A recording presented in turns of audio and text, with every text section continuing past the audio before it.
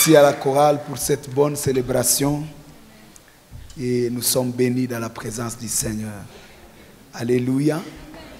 Je voudrais encore dire merci pour l'honneur qui m'a été accordé de participer à cette convention qui est en train de finir aujourd'hui.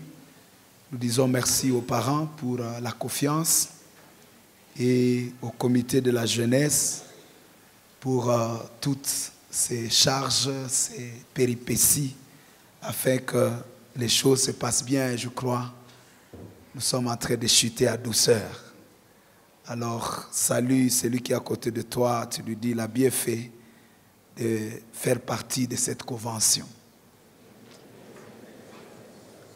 Je serai en train de vous transmettre aussi les salutations de l'église de Béni qui vous salue. Il y a des frères et sœurs là-bas qui vous saluent. Alléluia. Je bénis Dieu pour les serviteurs de Dieu qui sont passés avant, que ce soit dans les conférences, que ce soit dans la session du soir, et qui ont parlé de ce thème, sur les ruines d'autrefois, qui doivent être restaurées de manière glorieuse. Et nous, de notre part, nous avons commencé à parler de ces ruines d'autrefois, et il était question d'explorer ces ruines, de tirer des leçons de ces ruines et de voir les principes qui peuvent nous aider à reconstruire. Alléluia. Alléluia. Et nous sommes en train de conclure aujourd'hui en parlant des 6e et 7e ruines, parce que pendant la semaine, nous étions en train, n'est-ce pas, de parler de 7 ruines types, 7 ruines qui nous servent de modèle pour comprendre l'économie de ce thème autour des ruines d'autrefois. Nous avons essayé de prendre quelques ruines dans la Bible et nous sommes arrivés jusqu'au 5e. La première ruine ou la première ruine, c'est la ruine de l'étoile brillante du matin ou l'astre brillant. Là, nous sommes dans Ésaïe chapitre 14. Cet astre brillant qui a été précipité et qui a fait des ruines. Et nous avons dit que pour cette ruine, il n'y a pas de restauration. Il n'y a pas de voie de retour. Il n'y a pas de seconde chance. C'est pourquoi Satan est jaloux de chacun de nous, parce qu'il sait qu'au moins pour toi, il y a une seconde chance. Dis avec moi, j'ai toujours une seconde chance. Satan n'a pas cela et c'est pourquoi il est jaloux. Le deuxième type de ruines, nous avons parlé des ruines du commencement. Parlant des ruines du commencement, nous étions en train de montrer les ruines de la première terre. La Bible dit au commencement, Dieu créa le ciel et la terre. La terre était informe et vide. De là vient la question, quelle est la terre que Dieu a formée? Est-ce la terre informe et vide, ou après avoir créé une bonne terre, elle a connu des désastres et elle est devenue informe? Vous voyez que le Seigneur révèle Genèse plusieurs années après la création. Il parle à Moïse, donc après la génération de Noé, la génération de Nimrod, la génération d'Abraham, d'Isaac, de Jacob. C'est après que Moïse peut venir révéler la Genèse. Comme pour dire qu'il est en train de présenter le Dieu qui va marcher avec Israël. Et il est en train simplement de montrer que ce Dieu s'appelle le Dieu de la restauration. Et la Bible, c'est un livre de restauration. Gloire à Dieu. Et donc, il y a des ruines, comme du type de ruines de commencement, qui n'ont rien à voir avec la désolation, mais qui ont à faire avec la révélation de Dieu. Et c'est là que vous pouvez voir un frère, une sœur, en train de paraître comme une ruine en fond, mais en réalité, il est en train d'être préparé pour faire éclater la gloire de Dieu. C'est pourquoi toute souffrance n'est pas une malédiction. toute douleur n'est pas douleur. Il y a des douleurs qui préparent la gloire. Et il y a des tombes qui préparent la gloire, comme la tombe de Lazare. Et nous avons parlé, n'est-ce pas, de ces ruines du commencement là. Le troisième type de ruines, c'était les ruines du jardin d'Éden. Et là, nous avons parlé de ces ruines-là qui sont justement la révélation de la misère intérieure. Quand nous voyons Adam et Ève en ruine, ils sont allés dans le jardin d'Éden, mais du coup, ils ont honte l'un avec l'autre, ils se cherchent des habits alors qu'ils sont en couple. Ils se sentent insécurisés alors qu'ils sont dans une terre sécurisée. En réalité, le problème, c'était dans leur conscience. Leur conscience venait d'être détruite par Satan. La conscience chargée, la conscience culpabilisée, la conscience aux sentiments négatifs. Et nous avons parlé de cette misère qui caractérise plusieurs personnes. Vous pouvez voir quelqu'un qui a 12 véhicules, mais il est en train d'avier un motard. Il veut même écraser celui qui a la petite moto. Il dit, mais on a ni tafté à konini. Parce que même dans l'abondance, il ne se sent pas déjà satisfait. C'est une ruine. Vous allez voir un grand chef, il a peur de son sentinelle. Mais qu'est-ce qui se passe avec toi? Parce que la sécurité de l'homme n'est pas dans ce qui est autour de lui, mais dans ce qui est à l'intérieur. Et nous avons compris cette ruine, la misère intérieure, qui a plusieurs. En psychologie, on révèle que les exagérations dans l'habillement, les exagérations dans la décoration extérieure, c'est juste une révélation d'un complexe d'infériorité qu'on essaie de couvrir. Quand vous mettez 2 make-up par semaine, vraiment vous êtes beau, vous êtes belle, mais vous êtes complexé. C'est ça la réalité. Quand vous portez les couleurs de voyez-moi de loin, vous avez juste un problème que vous n'avez pas l'assurance sur vous-même. Alors dis à celui qui est à côté de toi, sois confiant. Dis talala, tout est calme. Alléluia. Nous avons vu la 4e dimension des ruines. Ce sont les ruines de Babel. Et là, nous sommes en train de voir ces ruines comme la révélation de la destruction de l'homme avec sa force. Plus l'homme devient fort, intelligent, expert, il croit qu'il peut utiliser cette expertise pour s'opposer à Dieu. Et il y a des gens qui ont réussi et qui pensent que leur réussite, c'est un argument pour dire que Dieu n'existe pas. Quelqu'un peut dire, mais moi j'ai réussi, je ne vais pas à l'église, je me suis marié. Vous cherchez quoi à l'église? On ne cherche pas le mariage à l'église. On ne cherche pas l'argent. On cherche le Dieu qui peut tout donner. On cherche le Dieu qui a tout. Et nous avons dit, n'essayons pas de faire en sorte que nos forces deviennent une abomination devant le Seigneur. Et nous avons arrêté le vendredi en parlant de 5e type de ruines, où on parlait des ruines de Benjamin. Ce sont les ruines du leadership sans succession. Quand on est un leader et qu'on n'a pas de succession, c'est une ruine. Et aujourd'hui, on dit, la grandeur des leaders se reconnaît par sa succession. Celui qui n'a pas de successeur n'a pas réussi. Il a échoué. Et on a vu autant de ruines de familles où les gens sont en train de s'entretuer simplement parce qu'il faut qu'on partage la parcelle de papa. Vous voyez déjà cette misère. 4 papas qui ont leurs enfants, qui ont leurs femmes, sont en train de se bagarrer la parcelle de leur papa. Et on se demande, mais leurs enfants se battront autour de quoi? C'est la ruine, c'est-à-dire, ce papa était grand, mais la grandeur n'a pas atteint ses enfants. Alléluia. Là, c'était le vendredi. Et maintenant, là, nous voulons parler du 6e et du 7e ruine, type de ruine. Et nous serons en train, en fait, de cerner notre sujet avec ce qui fait même l'économie de ce thème. C'est qui peut bâtir, qui peut restaurer, quel est le prix qu'il doit payer. Nous serons en train de parler donc du prix à payer pour conquérir à Canaan. Allons-y, 3 passages qui nous soutiennent ce matin. Josué chapitre 6, verset 26. Josué 6, 26. Et puis 1 Roi 16, 34. Et à la fin, Néhémie 2, 17. Est-ce qu'on est ensemble? Est-ce que tu es là? Donne-moi un amen bien si tu es là. Donne-moi un amen de la convention si tu es là. Est-ce que les jeunes sont là? Ils peuvent dire ah!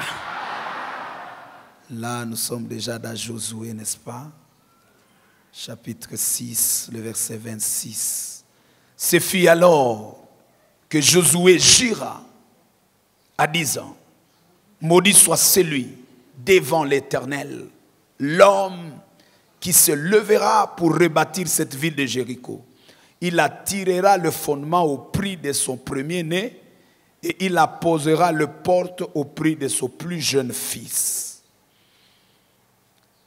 1 Roi, chapitre 16, le verset 34. 1 Roi 16, 34, c'est la suite de ce texte où il y a eu quand même un bâtisseur qui s'est levé. La Bible dit, dès ce temps, Hiel de Bethel bâtit Jéricho et il en jeta le fondement au prix d'Abiram, son premier-né, et il apposa le porte au prix de Ségoub, son plus jeune fils, selon la parole de l'Éternel qu'il avait prononcée sur Josué, fils de Nun. Et à la fin, nous lisons les livres de Néhémie, chapitre 2, le verset 17. Je leur dis alors, vous voyez le malheureux état où nous sommes, Jérusalem est détruite et ses portes sont consumées par le feu. Venez, rebâtissons la muraille de Jérusalem et nous ne serons plus dans l'opprobre, parole du Seigneur. Alléluia. Alors nous allons parler de 3 points ce matin pour conclure. Le premier point, je vais vous montrer les spécificités de ce type de ruines, 6e et 7e type de ruines. Il y a des éléments communs qui sont dans ces ruines. La deuxième chose, je vais donner ou tirer des leçons par rapport aux ruines de Jérusalem et je vais conclure au 3e point par les ruines ou alors les leçons que nous donnent les ruines de Jéricho. Amen. Amen. Alléluia. Est-ce qu'on peut décoller? Alors serre ta ceinture, on va décoller. Tu es fâché? Nous finissons la Kojek. Alléluia. La Bible dit, vaut mieux la fin d'une chose que son commencement. Nous parlons de ruines et je me dis gloire à Dieu pour ce sujet. Un sujet intéressant. On dit attention, il y a des ruines dans nos vies, il y a des ruines dans nos sociétés, il y a des ruines dans nos familles et ça produit de l'amertume, ça brise les cœurs. Mais Ésaïe chapitre 58, le verset 12, la Bible dit, si tu respectes le sabbat, si tu jeûnes comme le veut le Seigneur, les tiens rebâtiront sur les anciennes ruines. Ils restaureront les chemins anciens et ils rendront le pays habitable. J'ai devant moi des hommes et des femmes appelés à rendre le pays habitable. Je suis honoré de parler à cette assemblée qui doit restaurer les ruines d'autrefois. Est-ce qu'il y a un restaurateur de ruines ici? Est-ce qu'il y a un faiseur de chemin, un restaurateur de chemin? Celui qui rend le pays habitable. Non, ce n'est pas celui qui jouit. Ce n'est pas la race des jouisseurs. Ce n'est pas la race de ceux qui vont là où c'est déjà comblé. Ce sont de ceux-là qui vont là où il y a le chaos pour que justement il y ait la vie. Dis avec moi, je suis un bâtisseur. Je suis un restaurateur. Si tu le crois, tu acclames très fort le Seigneur. Et cette grâce de la restauration vient sur toi au nom de Jésus. Alors, quand nous avons parlé des 5 types de ruines, nous avons compris de réalités. Première réalité, il y a des ruines visibles et il y a des ruines invisibles, intérieures, non matérielles. Ça, c'est la première chose. La deuxième chose, nous avons compris qu'il y a des ruines qu'on ne restaure pas, qui doivent rester là, parce que ce sont les ruines que le Seigneur a déclarées ruines éternellement. Mais s'il y a un prix à payer, c'est par rapport aux ruines que l'on peut reconstruire. Mais il y a un prix. Notre génération a des difficultés parce qu'on va très vite vers la gloire et on ne veut pas payer le prix. Notre génération a un problème parce qu'on ne fait pas la différence entre le bâtisseur et les jouisseurs. Et même les jouisseurs ont plus de gloire que les bâtisseurs. Nous sommes dans une génération où les bâtisseurs sont appelés à mourir et les jouisseurs sont appelés à être acclamés. C'est un défi. Quand on parle de la restauration des ruines d'autrefois, bien-aimé, ce n'est pas quelque chose que l'on reçoit comme ça. Il faut payer un prix. Alors, considérons les 2 ruines. Ils ont 2 spécificités que j'ai voulu présenter ce matin. La première spécificité, c'est que ces ruines sont localisées sur la terre de la promesse. Jéricho est à Canaan. Jérusalem est à Canaan. L'on peut se demander comment Dieu va permettre qu'il y ait des ruines dans sa maison. Comment Dieu va permettre qu'il y ait des ruines dans sa ville sainte? Parce que Jéricho, c'était la première ville qu'on devait conquérir pour conquérir tout le territoire d'Israël. C'était dans l'héritage d'Israël. Jéricho est dans l'héritage d'Israël. Autant pour dire que vous pouvez avoir des ruines même là où Dieu vous place. Jérusalem, c'est la cité de Dieu. La ville du grand roi.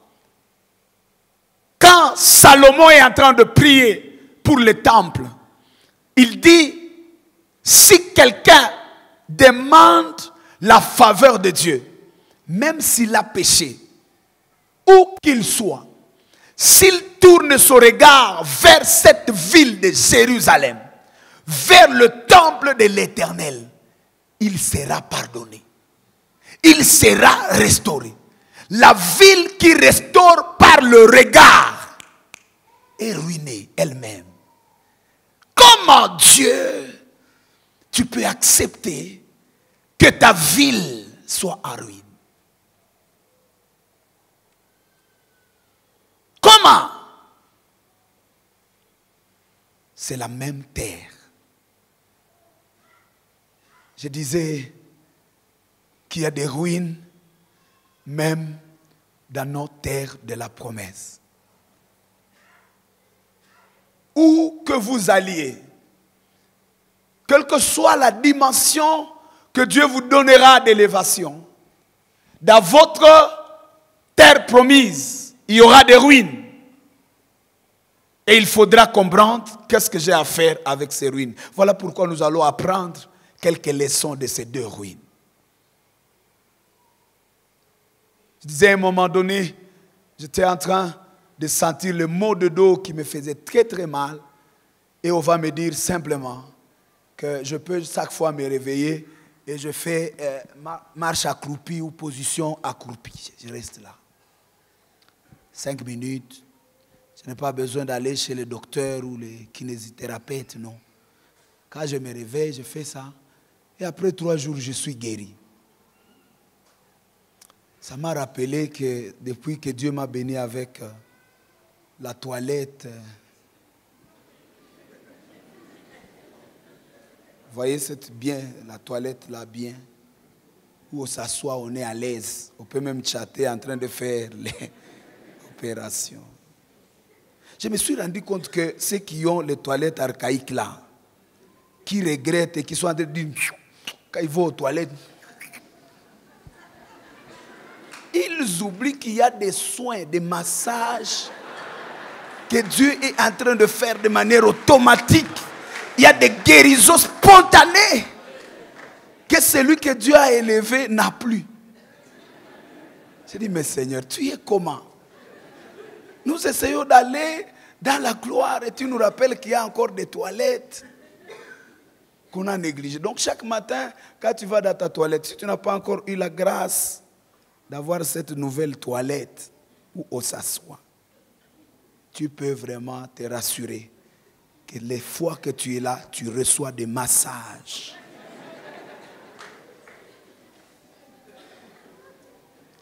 Et nos toilettes turques nous rappellent que dans notre gloire, il y a des ruines. Chaque élévation a des ruines. Chaque grandeur a des fragilités. Plus on est grand, plus on est vulnérable.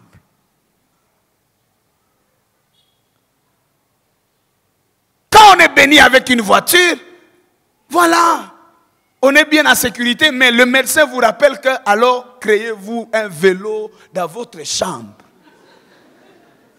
Mais l'étudiant qui va, je ne sais pas, maintenant, là où il y a, c'est pas une gomme, il n'a pas de transport. Il fait le matin, il est en train de maudire ses jours. Il est en train de dire vraiment, on a dit avancer de gloire. Dieu m'a avancé de gloire et il n'a mis goulou.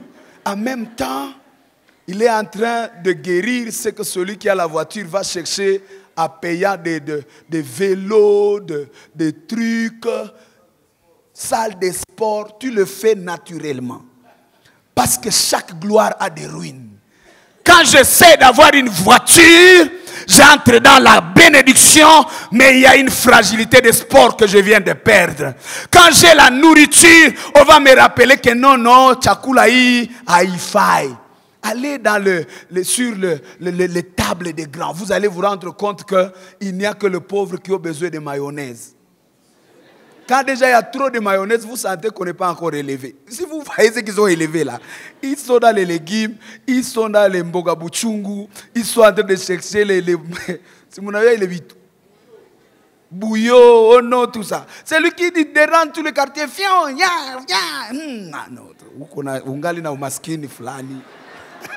tu peux acclamer le Seigneur.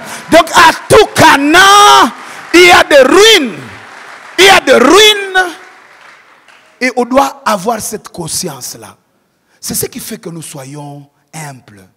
Parce que dans toute grandeur, il y a une fragilité. Il y a une fragilité. Ça, c'est la première chose quand je vois les ruines qui sont dans la terre promise. Alléluia. Chaque promesse ne sera pas parfaite. Et nous devons nous le dire. Il n'y a pas un mariage où tu vas te sentir au ciel. Non. Quand vous entrez dans votre mariage, vous vous battez. Et du coup, vous vous rendez compte qu'il y a des problèmes.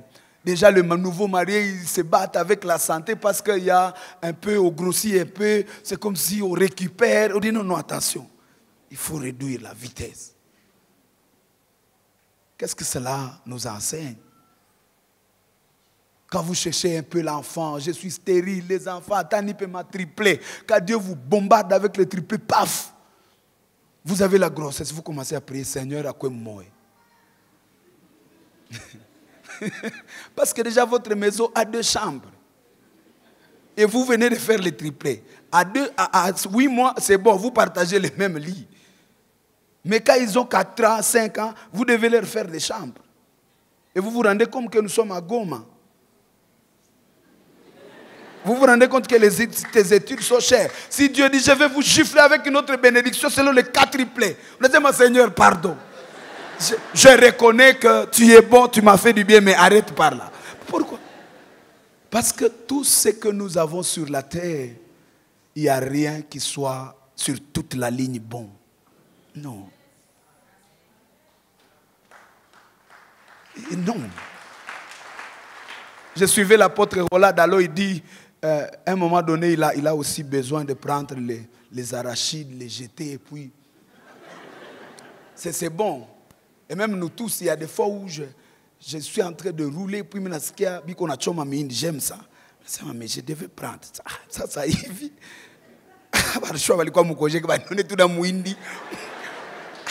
Bon. J'aime ces maïs, mais il n'y a pas à faire. Et ça, ce sont des pertes de la grandeur. Voyez-vous. Tout ce que Dieu va vous donner comme grandeur, il y a un malheur à côté. Il y a une ruine à côté. Quand on est grand, on ne sait même plus voir sa famille. On n'a plus le temps pour soi-même. Il y a des moments où l'homme de Dieu est obligé de gêner. On dit, mais papa, tu es fatigué. Il dit, mais qu'est-ce que je dois faire? C'est le seul chemin. On est fatigué, mais la position que l'on a ne nous permet plus de sentir même la fatigue. Ça s'appelle les ruines de la terre promise. Et s'il n'y a pas de ruines dans ta terre promise, tu peux te poser des questions. Parce qu'à un moment donné, on croit que voilà, je suis arrivé à Canaan. Toi-même à Canaan, tu vas créer des ruines. Parce que les ruines de Jéricho, c'est Josué qui les déclare maudits. C'est lui qui est à l'opération. On a suffi, oui. Et qu'est-ce que ça doit nous enseigner? C'est qu'en réalité, tout ce que nous avons sur la terre n'est pas glorieux sur toute la ligne. Et ça nous rappelle que nous devons aller vers le Père. L'apôtre Paul dit dans 1 Corinthiens chapitre 15, le verset 19, il dit, si c'est dans cette vie seulement que nous croyons au Seigneur, nous sommes les plus malheureux. Le mariage que tu cherches et qui fait ta quête, ta préoccupation, quand tu l'auras, ça sera une vanité. Tu vas sentir qu'il n'y a pas de bon. C'est pourquoi ceux qui sont mariés, ils essaient d'être infidèles. Certains. Pourquoi? Parce qu'après avoir entré là-bas, on se rend compte qu'il y a aussi des ruines. Ce n'était pas la finalité. Quand on cherche le diplôme, c'est la quête. On croit que c'est vraiment le diplôme. Mais quand on finit, on le met dans un coin et personne ne le voit. Bon, si on exagère, on peut mettre ça dans un papier, on met ça sur le mur. Faut-il encore que les gens entrent dans ton salon, qu'ils soient à mesure de lire et qu'ils soient curieux pour voir que non, c'est lui qui est le patron de cette maison, il a eu un diplôme, il faut respecter ça. Il y a même ceux qui ne savent pas comprendre ça. Si vous mettez votre toge, ils disent, mais Olivala Kambaya ici. Mais papa, c'est le jour de la gloire. Il ne connaît pas. Et nous sommes derrière ces bénédictions, ces grandeurs, ces élévations. Pourtant, c'est des ruines. Et ça doit nous rappeler la cité céleste. Parce que le Canaan de la terre a toujours des défis. La promesse que tu attends de Dieu a ses défis. La bénédiction que tu attends de Dieu a ses défis. Quand on est grand, on va vous taxer de tout. De tout, même ce que vous ne savez pas, ce que vous n'êtes pas. Pourquoi? Parce que vous êtes vulnérables. Il y a des ruines qui sont appelées par la terre promise. Il y a des ruines au milieu de la grandeur. Quand on est élevé, on n'a même plus le temps pour soi-même. On n'a plus le temps pour ses enfants, pour sa femme, pour sa maison. Et pourtant, on aurait bien voulu le faire. C'est pourquoi Jésus dit, je vais vers mon Père qui est votre Père. Je vais vous préparer une place. La terre n'est pas notre finalité. Les bénédictions que Dieu nous donnera ne seront pas la finalité. Les canons que nous cherchons jour pour jour, dans nos études, dans nos business, ne seront pas la finalité. Chaque bénédiction est empreinte d'une fragilité et nous avons besoin de voir la cité céleste. C'est pourquoi nous pouvons tout rater, mais soyons sûrs que nous les verrons dans sa gloire. Nous pouvons parler de tout, mais aussi parlons du ciel, parce que c'est là où il n'y aura plus cette fragilité. C'est seulement au ciel qu'il y a le Canaan qui n'a pas de ruines. La deuxième vérité, c'est que ces ruines demandent un profil. Les ruines de Jérusalem, les ruines de Jéricho, vous ne les bâtissez pas parce que vous avez les muscles. Vous ne les bâtissez pas parce que vous êtes fort. Vous ne les bâtissez pas parce que vous avez des moyens. Pour rebâtir Jéricho, pour rebâtir Jérusalem, il faut avoir le profil. Dis avec moi profil. Parce que dans le royaume de Dieu, il y a la saison de la grâce et il y a la saison du profil. Votre grâce peut vous amener dans la maison de Pharaon. Mais votre profil va vous qualifier pour gérer ce que vous avez interprété. C'est bien, c'est bon de savoir dans le rêve que les 7 années seront des années d'abondance qui seront suivies par 7 années de famine. Mais maintenant, il faut un gestionnaire pour être en mesure de gérer les 1/5 de chaque année afin de couvrir les 10 ans ou les 7 ans de famine. Et là, on pose la question. Voilà le songe, voilà son interprétation. Où trouverons-nous l'homme capable de gérer ces saisons? Ce n'est pas celui qui a interprété nécessairement, mais c'est celui qui a le profil. Et Joseph dit, cherchez un homme intelligent. Ce n'est pas un problème de tribalisme, ce n'est pas un problème de famille, c'est un problème d'intelligence. Celui qui a l'esprit supérieur. À d'autres termes, il a le profil du manager.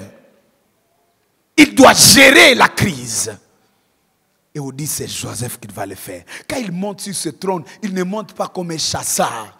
Il y a une saison de chance et il y a une saison de profil.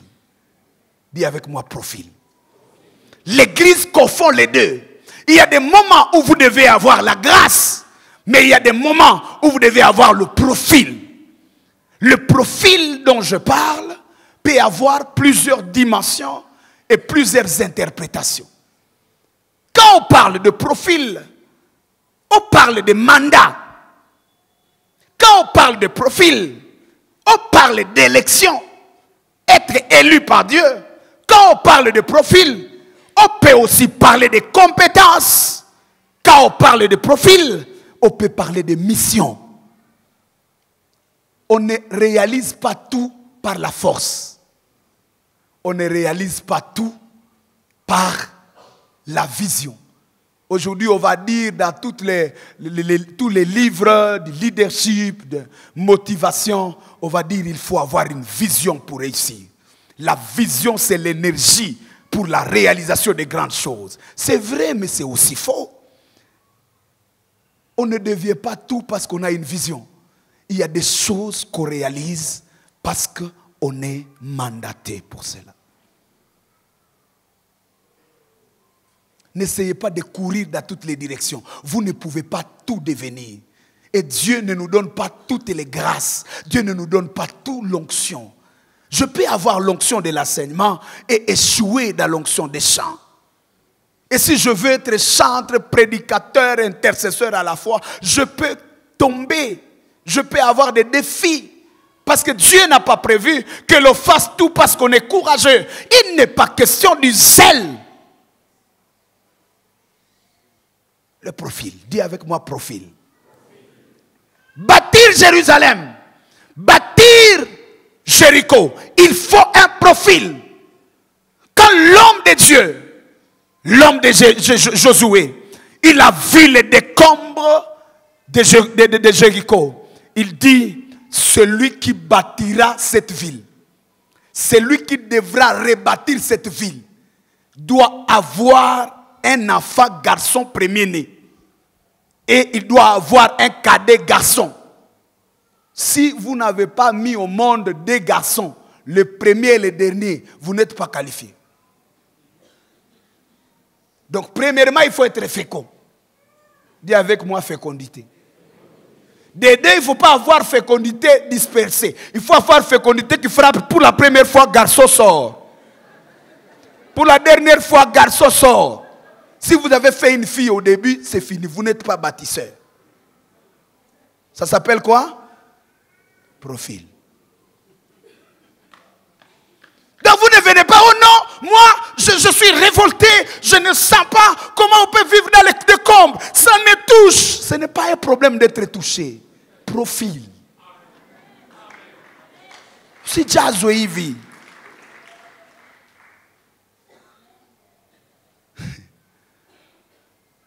Quand vous voulez rebâtir le mirail sont rebâtis par des rois parce qu'ils sont chargés de la sécurité. Vous devez être de la race de Juda. Jérusalem a deux conditions. Les ruines de Jérusalem, c'est les ruines du temple et des murailles. Ce n'est pas tout le monde qui se lève pour dire, moi je vais rebâtir le temple. Vous devez être lévite. Dis avec moi lévite. Si tu n'es pas de la race des lévites, tu ne peux pas bâtir le temple. Si tu n'es pas gouverneur, tu n'es pas de la race royale, tu ne peux pas bâtir le mirail. Il faut être Néhémie pour bâtir le mirail. Il faut être Esdras pour bâtir le temple. J'ai vu un frère, il vient vers moi, il dit, papa, vraiment, je bénis le Seigneur. En fait, c'est moi qui consomme la dîme de ma maman parce qu'elle m'aime. Je dis, papa, vous pensez que la dîme, on le donne par amour? On ne donne pas la dîme parce que le visage du pasteur essaie de vous intéresser. Comme ça, vous cherchez un prince charmant, ou non, ou les Samina Mona, Kamina Bubuchika, Jumina Nzampa Sadaka. Oui, on a eu habitué à Mungu. Ibitu haikuanza kumafika yenu. Paul anaambia ba Romains, anasema ces choses n'ont pas commencé chez vous. Vous n'avez qu'à revenir sur le fondement. Il y a des choses qui demandent le profil. Saül a perdu la royauté parce qu'on le retrouve en train de faire les sacrifices. On dit, mais depuis quand tu es sacrificateur? Il y a des gens qui pensent que prêcher, c'est avoir une bonne voix. Bon, on a suffi, ouais. Les gens, ils passent. Papa, ce n'est pas un problème de stratégie. Ce que je fais là, ce que vous captez là, ce n'est pas ma voix. Il y a esprit. La Bible déclare, la parole que je vous ai dite est esprit et vie. Et l'esprit ne vient pas des études. L'esprit ne vient pas de l'argent. L'esprit n'est pas fabriqué dans une cuisine. L'esprit est de Dieu. Il faut que Dieu vous ait donné ça. Dis avec moi mandat. Moïse, il s'aventure, il a la vision, il sent le zèle. Oh non, je vais libérer ce peuple. Et puis il trouve quelqu'un la musique c'est fini, c'est bon. Tu es fort. Mais tu penses qu'on sauve un peuple par des choses comme ça? Quand il vient l'autre fois, il tue quelqu'un. Il veut interdire ses frères de se bagarrer. On lui dit, tu veux nous tuer comme tu as fait? Et on lui pose la question, qui t'a établi juge? Qui t'a mis? Parce qu'il y a des choses qu'on ne fait pas par courage. Unasikia vinakuwaka uno niko nabii mimi naanza kanisa utakufa. Kuko bitu uko n'engager ma combat. Inya ujui. Toi tu penses qu'on se tient ici parce qu'on est fort. Il y a des démons qui cherchent à tout prix à nous tuer. On ne gagne pas les batailles parce qu'on prie beaucoup. On ne gagne pas les batailles parce qu'on a bâti des hôtels. Il y a des hôtels qui restent nuls et sans effet parce que là, il s'agit de l'appel, il s'agit du mandat, il s'agit de la mission. Un jour, j'étais malade, j'étais souffrant. J'ai appelé papa, j'ai dit, Tindelanga ta prière, papa, Nazo Koufa. Il dit, ne prie pas mon fils. Il y a une onction d'établissement et une onction de ministère. J'étais envoyé à Béni. Tu as l'onction comme ministre. Mais là, ce qui te protège, c'est que tu n'étais pas amené là. Tu es mandaté, il n'y a rien.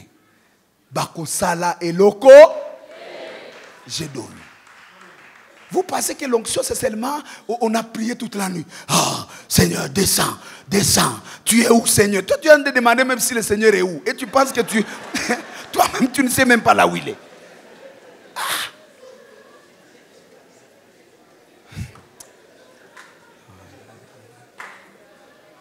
Qui t'a établi?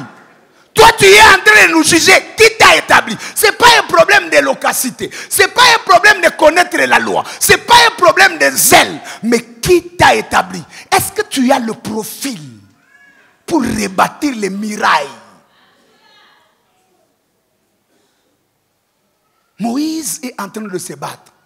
Quand Moïse lève ses mains, il y a la victoire. Quand il baisse ses mains, il y a la faiblesse. Les voisins, Hur et Aaron, qu'est-ce qu'ils ont fait? Ils ont pris le main de Moïse, ils ont soutenu ça. Parce que Dieu ne connaît pas toutes les mains. Il connaît le seul main de Moïse. C'est sur le main de Moïse où il y a le mandat, il y a la mission. Même s'il est en train de tituber, tout ce que vous pouvez faire de salutaire, c'est de prendre ses mains. Mais notre génération, c'est une génération qui dit vieux, fanda na yotoko sale. Amenez les vieux dans la retraite. Nous avançons. Outakoufa. J'aimerais que ça se lève, cette génération de prophètes d'Élysée qui avaient la vision de la grandeur de la croix. Et ils ont dit, Père, cet endroit est petit. Mais nous, non. On doit grandir, on doit élargir. Et on va aller à la forêt pour couper les arbres. Et je crois que les plus vigoureux, ils commencent à aller avec leurs hanches. Mais il y a l'un d'eux qui a dit, vieux, qu'on sent de venir avec nous. Tu n'as plus la force de couper les arbres. Mais ta présence, c'est plus que la force. Prince, c'est ça ce qu'on doit rebâtir. Des ruines dans notre génération. Quand on passe, j'ai vu un frère, on l'a baptisé ici, au nom prophète. Et il a mis une pancarte. Quand j'ai vu ça, je dit Jésus-Christ. Passe. Quand ils sont partis en train de couper les arbres, larges, Moutinanguka, bois, le deuxième bois, pika hivi, choque nanguka kumai. Et puis toute la force inaïche. Les jeunes disent, mais qu'est-ce qu'on fait? Et puis on rappelle, non, c'est à crédit, hein? Il faut payer. Est-ce qu'il y a quelque chose là? Il n'y a rien. Et le vieux dit, mais qu'est-ce qui s'est passé? Vous pouvez réveiller le vieux. Kuna quoi nini? Non, choka imepotea. Ok. Inaangukia wapi? Atia hapo. Ok, munipatie kamuti tu kidogo, siwezi beba muti kabambi. Puis jette là. C'est pas la force qui agit, c'est le mandat. C'est la mission. C'est le profil. Il dit, Moukamate choque. Il dit, alléluia. Et le vieux dit, munipatie kapiri yangu nilale tena. Chapia Yesu makofi.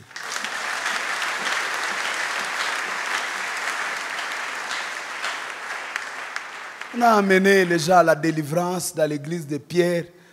Papa, mgonjwa kwa pale, mumulete hapo. Kwa jina la Yesu, toka. Tunakukemea, tunabakatakata, ale tumtoke. Mapepo na banyamaza. Et ce chrétien-là a été difficile. Il vient vers les révérends Jésus. Il lui dit, mais les pasteurs associés là, ils chassent les démons, ça ne parle pas.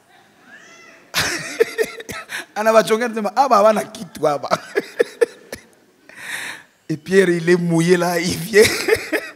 Jésus dit, allez, jusqu'à quand je vais vous séparer. Allez, toi exprime-le. Toc. C'est fini. Allez, rentrez chez vous. Pierre, le soir, il vient vers Jésus, mais maître, pourquoi nous n'avons pas chassé? Il dit, Pierre, ces démons ici ne sortent pas parce qu'on a une grande voix. Ces démons ici ne sortent pas même quand on est apôtre. Il faut être apôtre qui gêne un peu. Ces démons, ils respectent les jeûnes et la prière. Tu manges trop. Tu n'as pas le profil. Toi, tu penses qu'il faut être seulement archois. Allez, nous sommes archois. Ou t'apporter. Il faut qu'on gêne un peu. Quand Jésus part, il fallait remplacer Judas. Quand on veut remplacer Judas, on dit il faut que celui qui va le remplacer soit un ancien qui a été au commencement quand Jésus était baptisé. À quoi il quoi témoin wa mambo ya kwanza parce qu'il doit raconter des choses. Il doit être fidèle à la vision.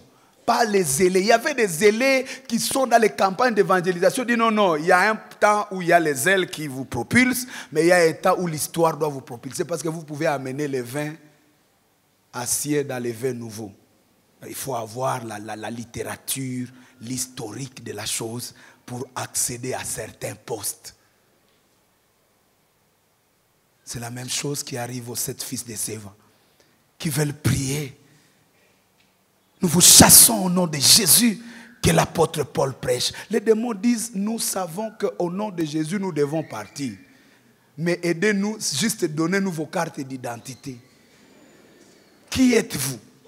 Dans le royaume de l'autorité, nous connaissons Paul, nous connaissons Pierre, mais vous, qui êtes-vous? Ils ont manqué les réponses. On les a tabassés, on les a enlevés les habits. Les chers apôtres ambitieux, zélés, courageux, ils ont fui dans la rue nue. Et c'était la fin de leur ministère. Parce que si on me fait passer ici dans la rue nue, c'est fini, le ministère est parti. Dis avec moi, profil. Bâtisseur, oui. Restaurateur de brèches, oui. Mais est-ce que tu es un lévite? Est-ce que tu es de la race royale? Est-ce que tu es Eliel? Est-ce que tu as un fils et un dernier cadet que tu peux donner en sacrifice pour reconstruire? C'est très bon. Mais il y a des constructions qui nous demandent un profil. Votre famille est sous les démons, les puissances démoniaques. Vous ne venez pas construire cette famille avec de l'argent. Le profil là ne convient pas. Il y a le cancer qui ravage votre famille. Il y a des dégâts, des divorces qui ravagent votre famille. Vous ne venez pas avec l'argent en train de dire au bof, non, mon akufanini ndabauzia parcelle, mais non, iko sa loyer du konacha mon catalan. Iko pepo. Il faut avoir le profil du sacerdoce. Il faut avoir l'autorité parce que ce genre d'esprit-là ne répondent pas à l'argent. Ne répondent pas à la force. Ne répondent pas au conseil ou à la sagesse humaine. Et si tu fais tomber la sagesse humaine, tu as fait tomber toute chose. Bwana sifiwe. Alors j'aimerais rapidement nous dire ce que nous enseignent les ruines de Jérusalem. 4 leçons que nous enseignent les ruines de Jérusalem. Premièrement, Jérusalem, c'est la ville de Dieu. La ville de la gloire de Dieu. La ville qui est le symbole même du pays de Dieu. Mais dans cette ville-là, Dieu a accepté que la ville soit détruite. Quand Jérémie prophétisait sur les ruines qui vont arriver, les gens de son époque pouvaient dire, mais comment se fait-il que Dieu peut accepter que la ville soit détruite? Comment? Jérusalem, c'est la capitale de Dieu. Jérusalem, c'est le pays de la gloire de Dieu. Comment il va accepter que les païens foulent la terre sainte? Là où Salomon a dit, si quelqu'un tourne son regard vers ce pays, vers ce temple, il aura l'exaucement. Qui va toucher ça? Dieu dit, je vais détruire ma propre ville. Je vais détruire ma propre gloire. Et la première leçon que nous apprenons, c'est que Dieu peut décider de tout recommencer si nous refusons de suivre ses principes. Dieu n'a pas peur d'un nouveau commencement. Il dit à Moïse dans le désert, si vous lisez Exode chapitre 33, quand ils vont adorer les veaux, il dit à Moïse, je vais détruire tout le peuple et je vais recommencer un nouveau peuple avec toi. C'est tellement profond qu'il faut le réaliser et le comprendre. Dieu peut tout recommencer, il en a la capacité. Si nous n'observons pas ce principe sur la terre sainte, il peut détruire même cette terre pour recommencer. Dieu n'a pas pitié de ce qui lui appartient tant que la mauvaise semence est entrée. Quand l'obéissance est arrivée, il a détruit. La deuxième chose, c'est que Dieu ne manquera jamais de remplaçants. Quand nous voyons les ruines de Jérusalem, nous comprenons que Dieu peut toujours trouver des remplaçants. Si j'essaie d'être orgueilleux pour ne plus prêcher l'évangile, pour ne plus être à la place que Dieu m'a donnée, Dieu se trouvera un remplaçant. 1 Samuel chapitre 16, le verset 1er, la Bible dit, Samuel pleurait sur Saül. Il dit, mais comment tu vas destituer le roi? Dieu dit, je l'ai rejeté, c'est fini. Je me suis trouvé David. C'est l'homme selon mon cœur. Dieu peut trouver des remplaçants. Combien d'hommes et de femmes aujourd'hui se sentent vraiment importantes? Quand on dit qu'il faut donner à Dieu, si moi je ne donne pas, qu'est-ce que ça va devenir l'Église? Si je ne soutiens pas, qu'est-ce que ça va devenir? Bien-aimés, nous sommes indispensables tant que nous sommes derrière la vision de Dieu. Mais si nous rejetons la vision de Dieu, il est capable de détruire même ce que lui-même a construit avec nous, pourvu de recommencer avec la sérieuxité et la gloire qui lui revient. Si Dieu ne retrouve plus sa gloire, il est prêt à tout refaire. C'est pourquoi il a permis que les ruines arrivent à Jérusalem. La troisième leçon, c'est que Dieu a toujours un reste. Il ne manquera pas de reste. Il a dit à Élie, Élie, ne crois pas que tu es le seul prophète. Je me suis réservé 7000. Tu n'es pas indispensable. Si tu veux mourir, tu peux mourir. Je trouverai toujours quelqu'un pour faire mon travail. Combien d'hommes et de femmes dans l'église ont besoin qu'on les caresse, qu'on les cajole? Combien d'hommes et de femmes veulent même que les serviteurs de Dieu deviennent leurs esclaves? Ce n'est pas possible. Que Dieu nous en épargne. J'en ai vu un, il est en train d'appeler, pasteur, tu es où? Viens récupérer la dîme. Il m'a dit, pardon, donne-moi 5 minutes, je prends la moto. Il dit, non, 3 minutes, je serai déjà parti. Le pasteur dit, pardon, en tout cas, bon, ok, je m'arrange. Vous n'avez pas encore compris que servir Dieu, c'est un privilège, ce n'est pas un droit. Si Dieu vous donne la grâce de le servir, bénissez le Seigneur. J'essaie de voir aujourd'hui, quand nous essayons de faire les appels au salut, de fermer les yeux, que personne n'ouvre les yeux. En fait, nous voulons protéger celui qui va donner sa vie au roi. Comme ça, va Simone. Qui veut donner sa vie à Jésus, il n'y a personne qui te voit. Donne ta vie à Jésus, tout le monde a les yeux fermés. Et ce sont des sardes de salut qu'on a fabriqués au point qu'on a tellement de vies privées jusqu'à l'église.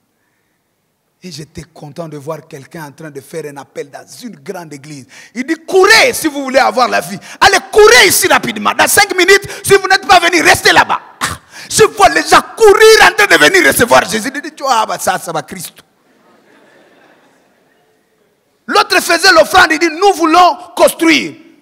J'ai besoin de 10 personnes. Dans 5 minutes, si vous n'êtes pas là, je déclare, la bénédiction va partir là où ça va partir. Les gens négocient, pardon, ils se battent, ils disent, oh non, na offrande yangu ikamate, binasema Mungu we, muze Estonia patata, babali, kuleta sadaka Yesu.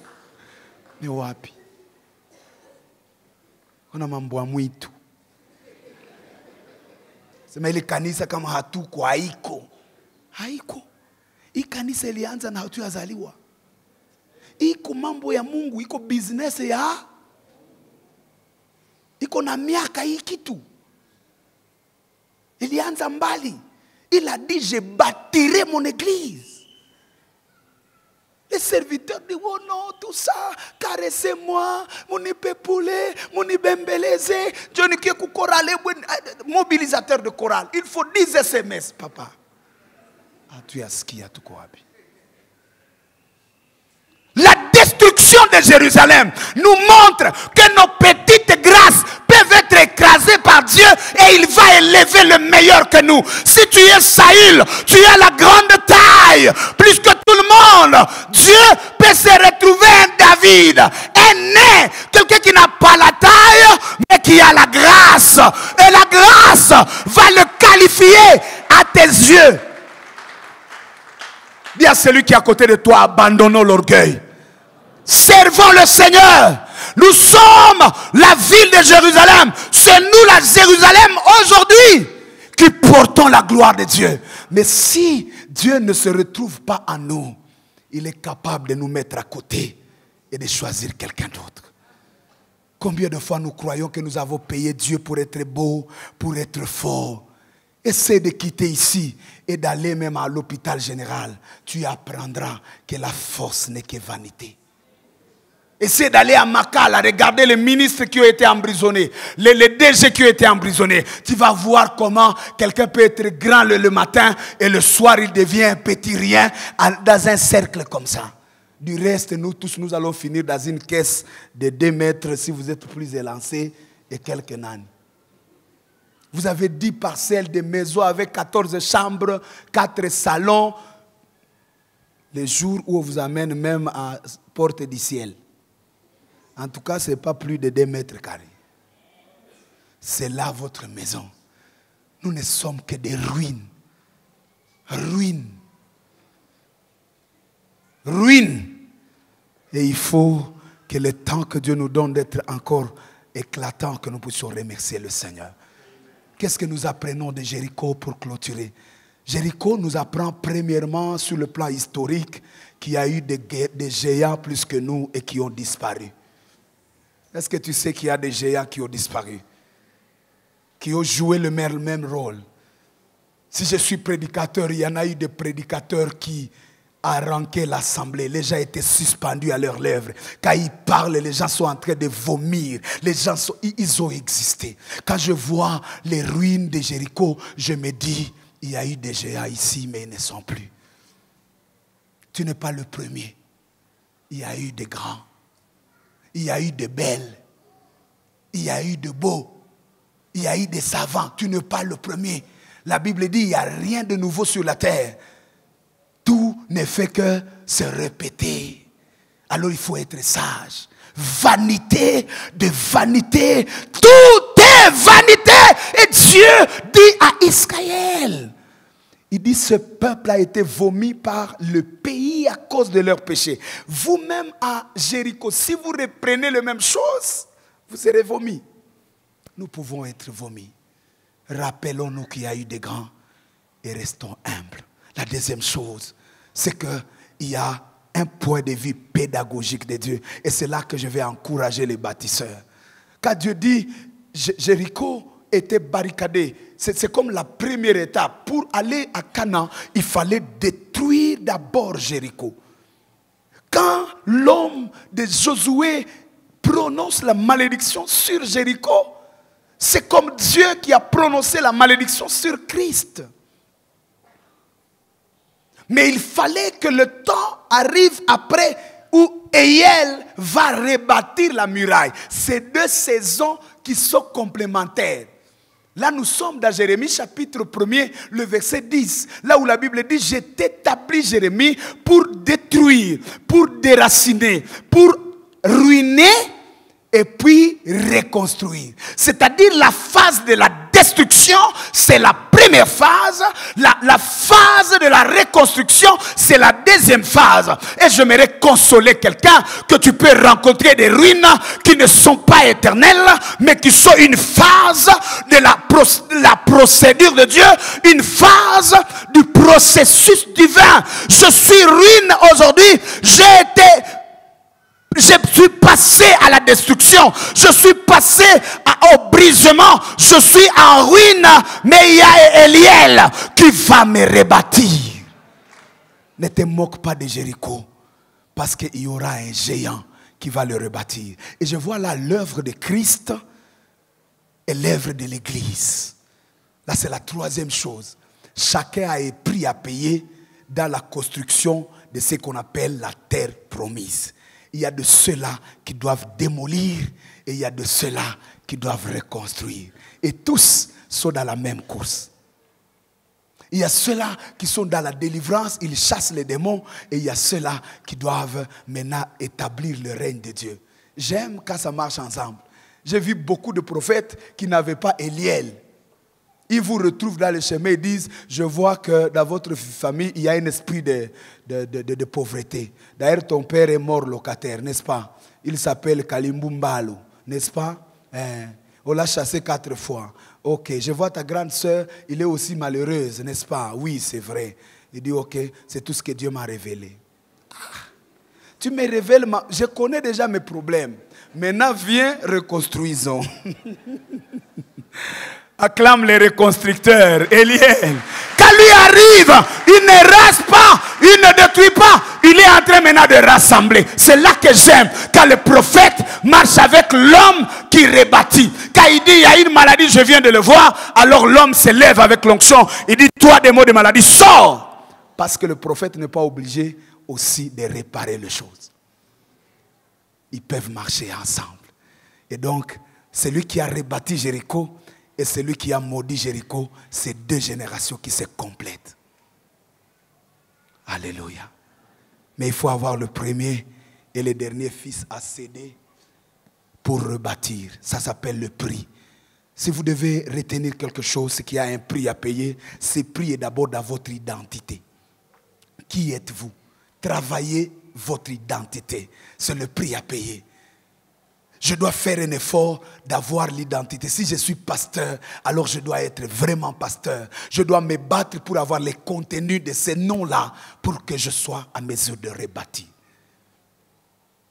Si je suis Néhémie, je dois me battre pour avoir l'autorité. Je dois être en mesure d'être diplomate au niveau de mobiliser les fonds, d'avoir tous les documents nécessaires pour construire la muraille.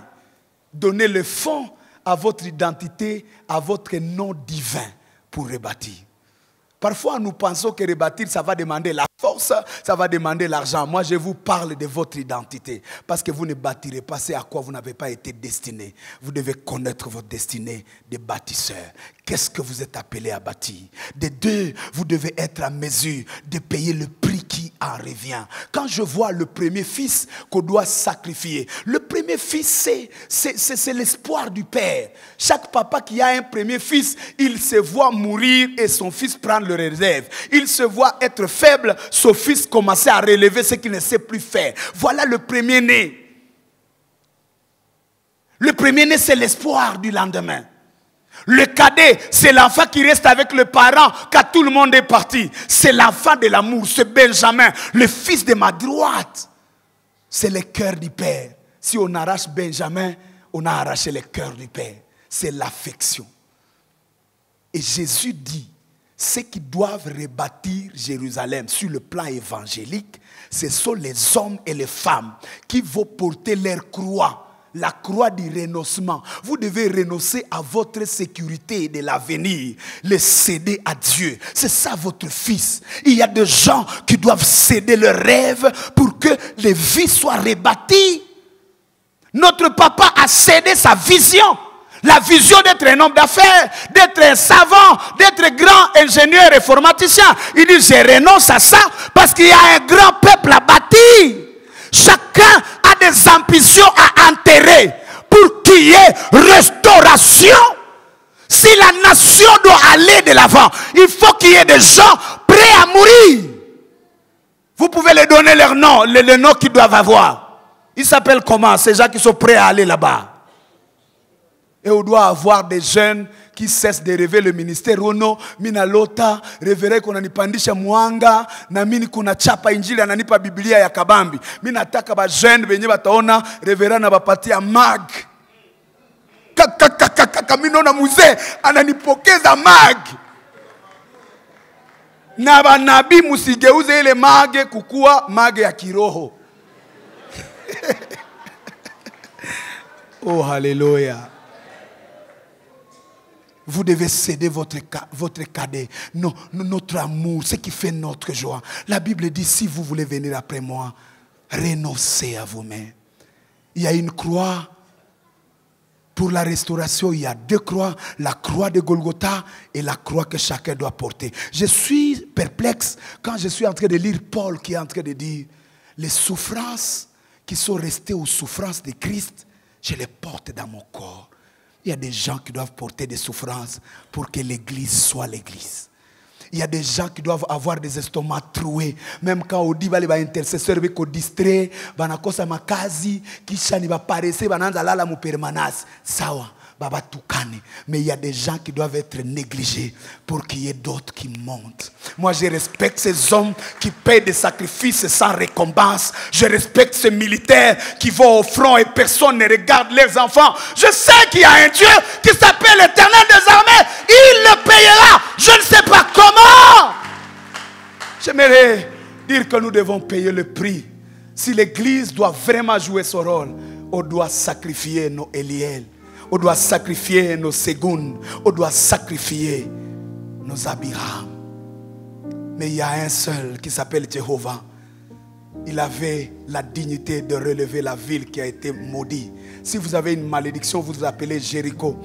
Quelle que soit la source de cette malédiction, j'ai vu un Dieu vivant qui avait un fils premier-né et un fils cadet. Il s'appelle Jésus-Christ. Il est le premier, il est le dernier. Et il est mort pour que vous puissiez être restaurés. Vous pouvez l'acclamer. Il est digne de relever vos décombres. Il est digne de dire Jéricho, sois rebâti. Il est digne. Je ne sais pas jusqu'où la malédiction t'a détruit. Mais tu peux dire ce matin, je reçois ce Dieu vivant. Lui qui a donné son fils, je peux le recevoir et il va me rebâtir. Il avait le mandat, la fécondité d'avoir un fils et un dernier. Lève ta main, je vais prier pour toi pendant une minute. Merci, merci. Seigneur, bénis ces mains qui s'élèvent et permets que les ruines soient reconstituées. Toi, le Dieu digne qui a fait ces choses, qu'il reçoive ta grâce et que la grâce de la reconstruction soit donnée à ton peuple. Dans le nom de Jésus. Amen.